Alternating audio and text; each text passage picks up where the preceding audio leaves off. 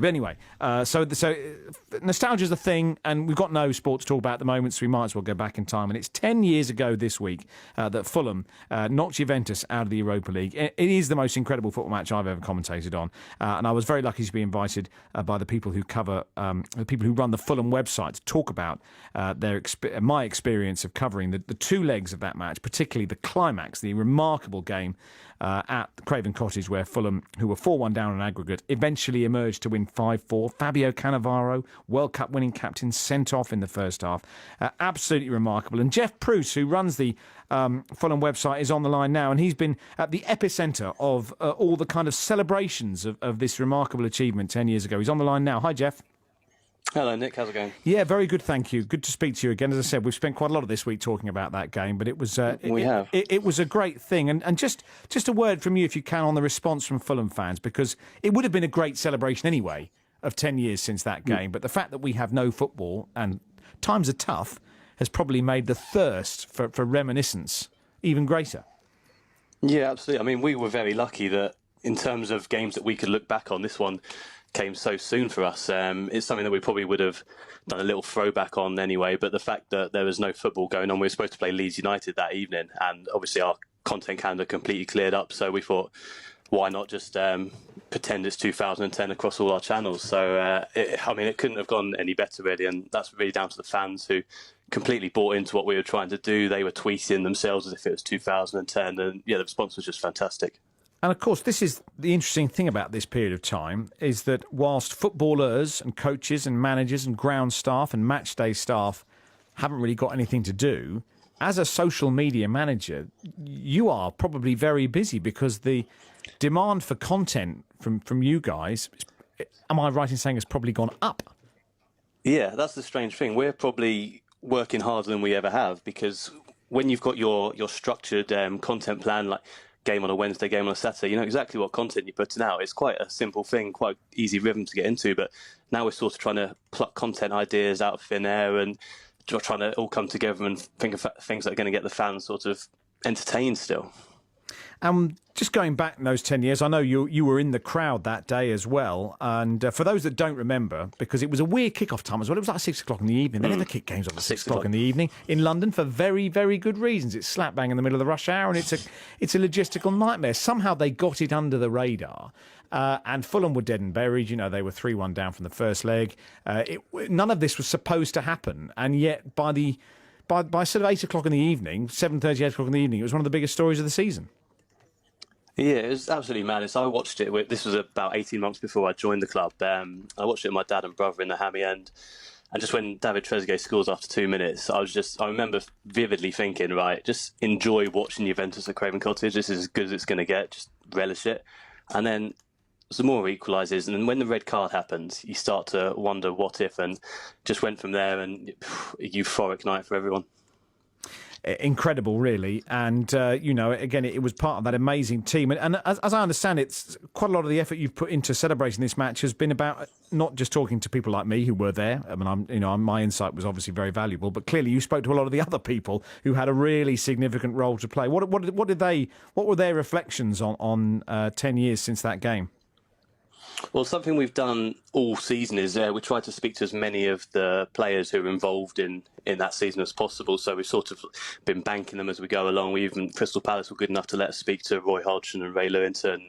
So we've been on the anniversary of each game. We've been doing that sort of content anyway, drip feeding, talking about that relevant match. And obviously the Juventus one was a big one. So we had a lot more to put out on that. And I think a lot of them were they were actually really confident going into that game, because we lost 3-1 in Turin, but a 2-0 win at home would have seen us through. And they were so good at home under Roy Hodgson. Everyone knew their roles.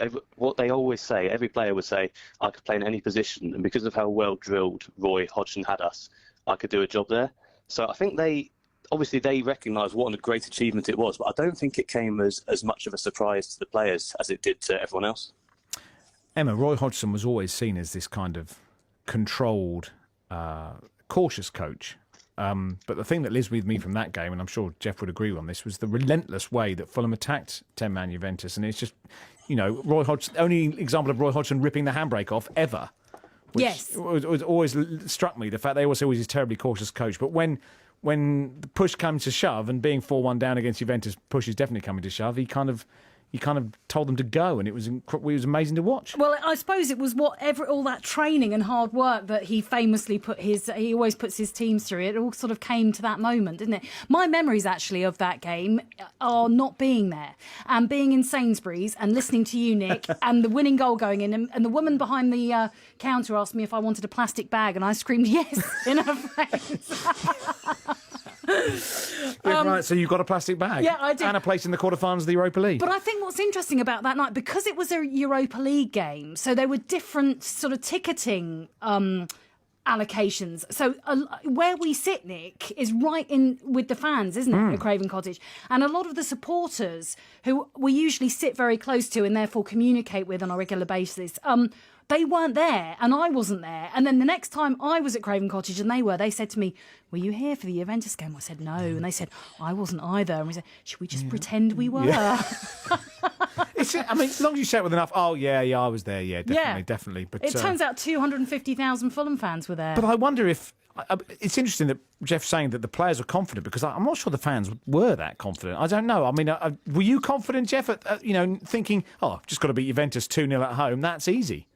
I wasn't confident, but I was thinking, I was knowing how good Roy Hodgson had the team drilled. I thought 2-0 wasn't beyond the realms of possibility. I thought you had no chance. I'm pretty sorry.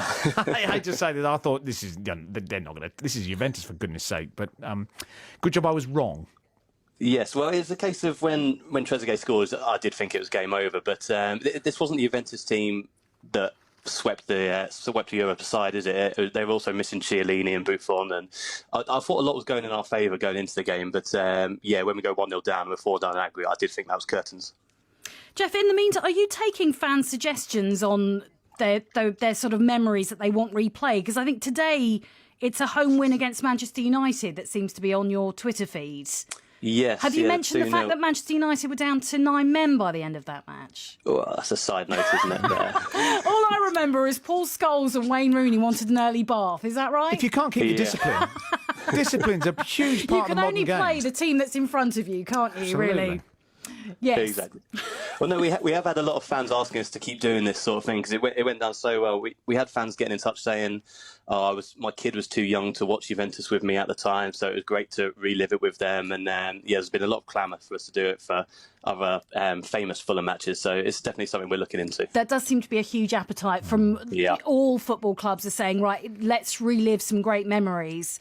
Let's see how long it lasts for Fulham. You've probably only got a couple of weeks before you're talking about 0-0 draws. Well, to be fair, I'm only kidding. to be fair, the Hamburg semi-final is. Could be, I mean, let's be honest, Jeff. The first game in Hamburg is a brilliant piece of Hodgson stifling, and the 0-0. The 0-0 was ground out in Hamburg, and it was brilliant. It was. You can appreciate it from a kind of this is an exceptionally coached side, absolutely nullifying a very, very good Hamburg team. And you thought, right, well, they've done the hard bit. And then actually the game at Craven Cottage was chaotic, as I recall. So maybe that second leg, when, of course, Hamburg go in front and Fulham have to turn it around, and yet another incredible second half, that might get people off their feet, even though they're sat at home.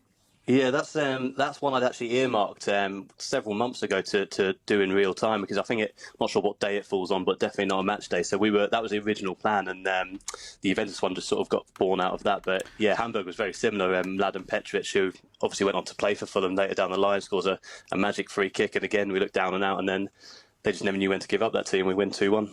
Absolutely. Well, I can't remember exactly what the anniversary of that game is, but I don't think there'll be any football, to be perfectly honest with you. So I think you may have another captive audience. All I remember is having to look after Rufus Brevitt on the streets of... Am I remembering this right? That's the final was when... Because, of course, it was back in Hamburg. It was, that's right, okay. And there was a fan zone, which was very close to...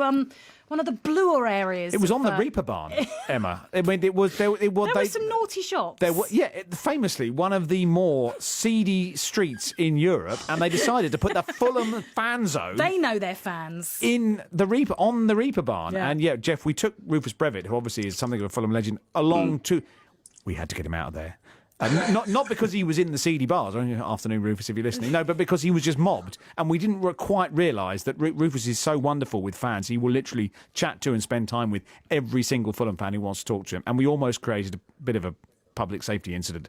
So we had to kind of bundle him into a taxi at one point. But yes, there is that Europa League. It's great to celebrate the individual matches, as you said, Emma, but also that whole run as a Fulham supporter must have just been the stuff of dreams, even though you lost the final in extra time. Oh, Nick, don't talk. Details. Ugh.